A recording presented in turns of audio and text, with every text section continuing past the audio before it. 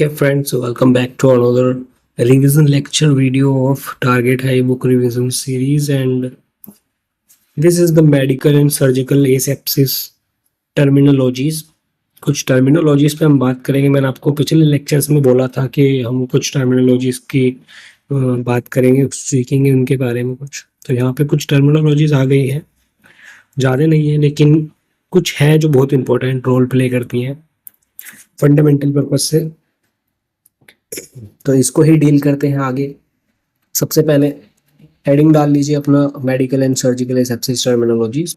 सबसे पहले एसेप्सिस की बात करते हैं। तो व्हाट इज एसेप्सिस? यहाँ पे एसेप्सिस को बताया गया है कि it refers to a technique used to prevent the growth and spread of harmful neuro organisms it health care setting. ठीक है, न्यूरो ऑर्गेनिज्म माइक्रो ऑर्गेनिज्म जो होते हैं वो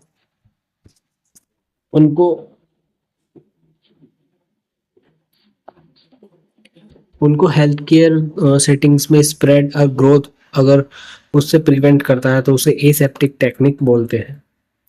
फिर आता है हमारे पास सेकंड नंबर पे, इसको आप राइट डाउन कर लीजिए। ठीक है, next is medical asepsis.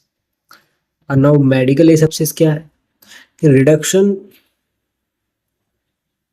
In the number of disease causing agent. अगर जो डिसीज कॉजिंग एजेंट है इनको हम रिडक्शन कर दें, इनका नंबर घटा दें, एंड देयर स्प्रेड, और जो ये स्प्रेड होते हैं उनको कम कर दें।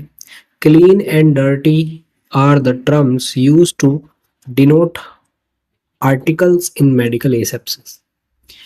जब हम क्लीन करते हैं, जो डर्टी वो होते हैं, इन टर्म्स को एसेप्सिस के नोक में डिनोट किया जाता है, जैसे आर्टिकल्स पे हम को डिनोट करते हैं।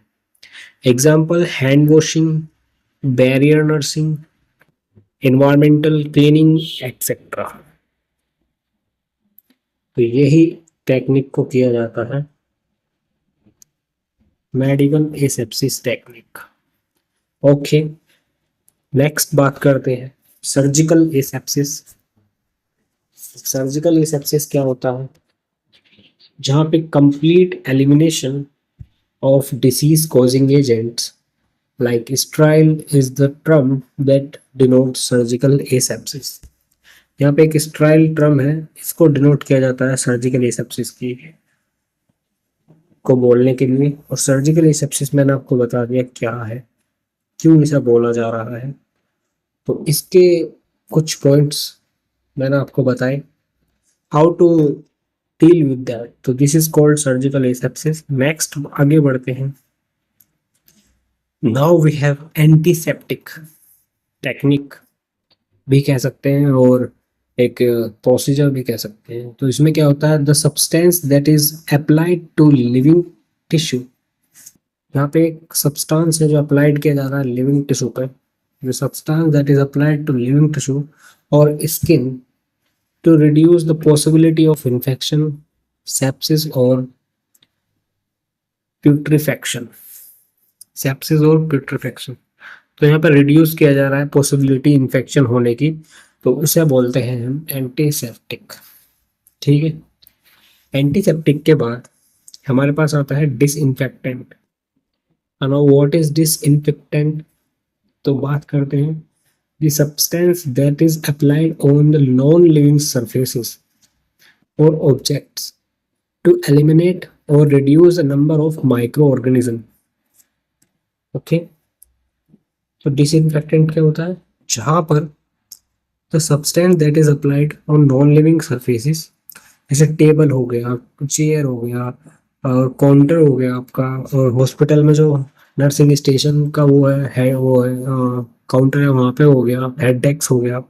तो इन सब पे जो नॉन लिविंग सरफेसेस होती है, इस पे अप्लाई किया जाता है disinfectant to eliminate the reduce number of micro organisms.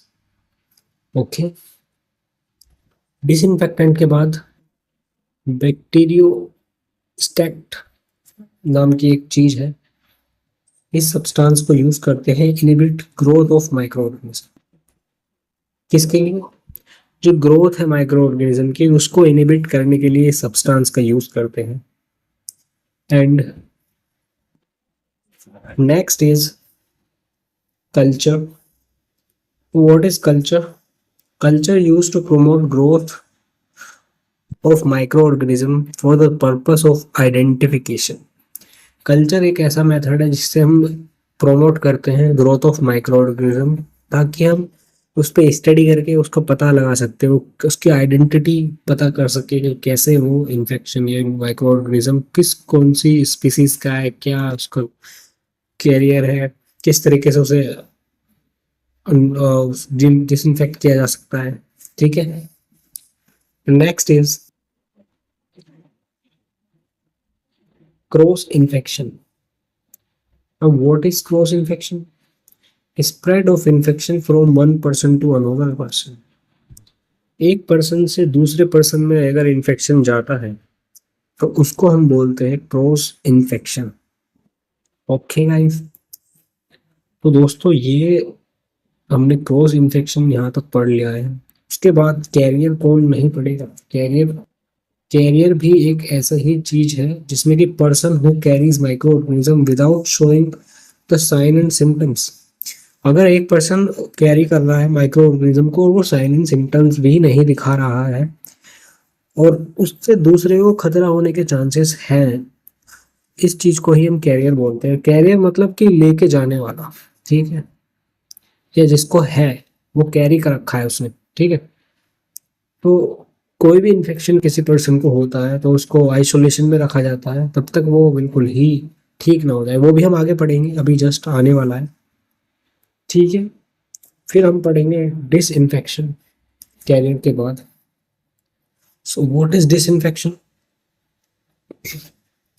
Destroy most of the pathogenic organism. Disinfection में क्या होता है कि डिस्ट्रॉय करते हैं पैथोजेनिक ऑर्गेनिज्म को। ये एक मेथड है इसको डिस्ट्रॉय करने का, पैथोजेनिक ऑर्गेनिज्म को डिस्ट्रॉय करने का मेथड। एंड उसके बाद हम बात करेंगे कंकरेंट डिसइंफेक्शन। कंकरेंट डिसइंफेक्शन क्या है? all the all articles are disinfected immediately after use। जो आर्टिकल्स यूज करते हैं हम हेल्थ केयर सेक्टर में या कहीं भी, उनको हम इमीडिएटली यूज करने के बाद डिसइंफेक्टेड करते हैं ताकि किसी को खतरा ना हो सके उनसे। ठीक है। Now we have terminologies। So terminal disinfection: articles are disinfected once the pattern is discharge or death of the patient occur। अब देखो जो टर्मिनल डिसइंफेक्शन है वो क्या है? Articles are disinfected once the patient is discharge और death of the patient occur. उनको जब किया जाता है डिसइंफेक्ट जब तक कि पेशेंट डिस्चार्ज ना हो जाए या उसकी और किसी कारण से डेथ ना हो जाए। ओके। और फिर नेक्स्ट आता है हमारा स्टरलाइजेशन। स्टरलाइजेशन को हमने सबसे ज्यादा कोविड-19 के दौरान किया था। बोलो। Killing micro organism including spores is known as sterilization. कि भाई सबको स्टरलाइज रहना है, आपको सैनिटाइजेशन करना है तुरंत। तो ये क्या है? Killing microorganism including spores is known as sterilization. And हम पे एक मैंने आपको बताया आइसोलेशन, तो उसके बारे में बात कर लेते हैं। आइसोलेशन एंड क्वारंटाइन ये क्या है? ठीक है, तो बात करते हैं आइसोलेशन एंड क्वारंटाइन। यहाँ पे आइसोलेशन क्या फॉलो करता है इस पे बात करते हैं। Isolation refer to the separation of infected person from a non-infected person for the period of communicability under condition। This will prevent the transmission of infection to others। मतलब बेसिकली ये क्या कर रहे हैं, जो इन्फेक्टेड पर्सन है उसे non infected person से दूर रखने की कोशिश कर रहे हैं ताकि जो माइक्रो ऑर्गेनिज्म के ट्रांसमिशन है वो रुक जाए, ये इन्फेक्शन जो स्प्रेड हो रहा है वो रुक जाए, क्योंकि ये चेन ऑफ इन्फेक्शन को फॉलो करते हैं माइक्रो ऑर्गेनिज्म, या फिर कोई भी इन्फेक्शन होता है वो हम आगे पढ़ेंगे चेन ऑफ इन्फेक्शन क्या है।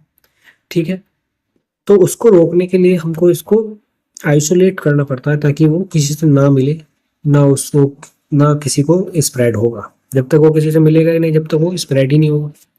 ठीक है, उसके बाद क्वारंटाइन क्या होता है, तो वो खुद को आइसोलेट कर लेता है। ठीक है, आइसोलेट में तो अब क्वारंटाइन में क्या होता है,